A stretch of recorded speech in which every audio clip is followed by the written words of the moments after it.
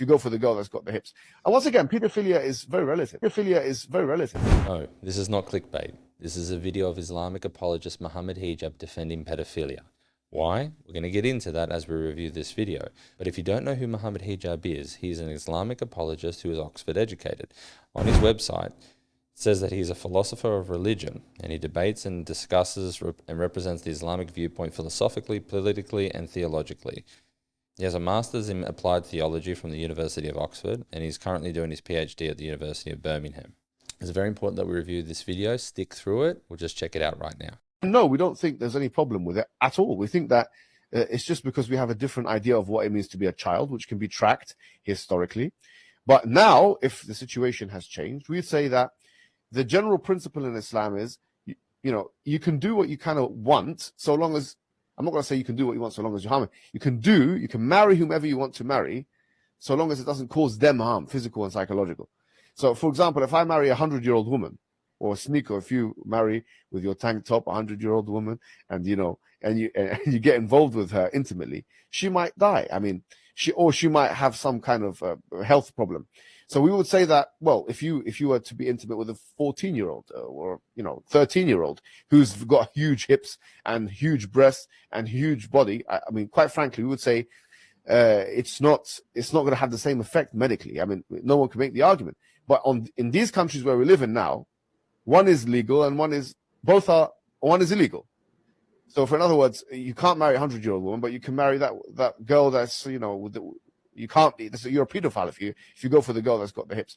And once again, pedophilia is very relative. And before I give my comments on this video, if you think that there was slightly ambiguity there in relation to what he was saying, although he was quite clearly defending the pedophilia from the Prophet Muhammad with his wife Aisha when he married her at 6 and then consummated the marriage at 9, he's trying to justify that in contemporary terms. If you think there's any ambiguity about that, let's just quickly watch this video. If you look just at the Quran, you will get the indication that you can have sexual intercourse with a 5-year-old. The reason why it's haram to have sexual intercourse with a 5-year-old is not found in the Quran at all. If you just read the Quran, it is halal, it would be halal to have sexual intercourse with a 5-year-old. Chapter 65, verse 4. Allah subhanahu wa ta'ala tells us who you can divorce and who you cannot divorce. And then he says, وَاللَّائِ لَمْ يَحِدْنَ وَاللَّائِ لَمْ يَحِدْنَ, and the ones who had never been pubescent before. And by the way, this is very important, yeah? I want all Muslims to be aware of this. The reason why we don't have sexual intercourse with 5-year-olds and 6-year-olds and 7-year-olds or whatever is not because of puberty. Wait a minute, what did you say? It's not because of puberty, because that verse in the Quran... So it's quite clear what Muhammad's position is. His position is pedophilia is okay because Muhammad did it. That is the primary source of his reasoning, because his entire epistemology is based on the Quran. If the Quran endorses it, then it is okay. It is morally justified. Muhammad's entire epistemology is based on what the Quran says and how Muhammad lived his life. And no matter what justification he puts forward for pedophilia, deep down we all know that it is wrong. You can't justify sex with a child, but Muhammad does. And the thing that we need to be concerned about is this ideology is being quite prevalent throughout the youth, throughout TikTok and Instagram, and he is extremely influential on social media. He is endorsing this behavior as normal, as moral, and you can see that he's speaking to new convert Sneaker, a famous YouTuber who was a big fan of the Tate brothers. And so this ideology he is specifically targeting towards young men. And whether we like it or not, we can't live in a society where we think that pedophilia is actually correct.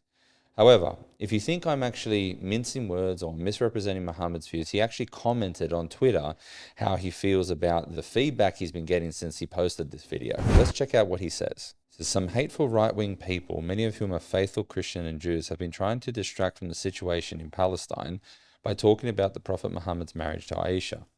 We contend that Aisha was physically and mentally capable, and there was no evidence in the historical record to indicate any harm of any kind.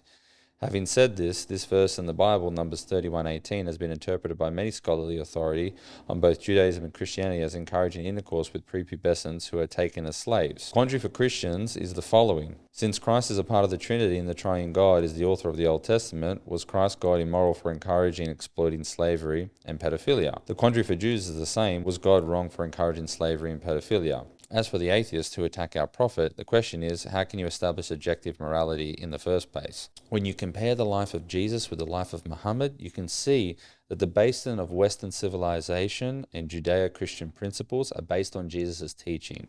Love one another. Treat others the way you want to be treated.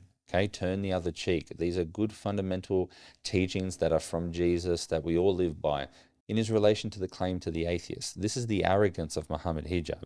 He believes, I understand what he's saying. He's saying that atheists don't have a basis in objective morality, that is just subjective opinion. And in that case, he is correct. You can't escape that. However, the idea that atheists cannot live a moral life without believing in a God is actually not true. If you look at the likes of Alex O'Connor, if you look at the likes of Christopher Hitchens, these type of people handle themselves very well. They're very educated, they're very intelligent, and they clearly live moral lives. I'm of the opinion that they take from the teachings of Jesus in order to live that moral life. They follow the Judeo-Christian principles in order to go about their daily life, but they don't have to believe in a God in order to do so. But in Muhammad's view, if you're an atheist, you have even no ground to even comment on him. You have no ground to even criticize him.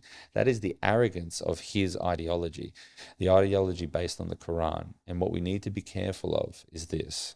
Islam is growing on the online social media. They are targeting the youth. And it's very incumbent upon people to make a stance right now that pedophilia can never be accepted, that Muhammad did commit an act of pedophilia when he had sex with a 9-year-old girl named Aisha. This is something that can't be overlooked. This is something that cannot be justified. This is wrong in every sense of the word. So I encourage everyone to be wary of Mohammed Hijab when you hear him comment on religion, on politics, on epistemology or philosophy.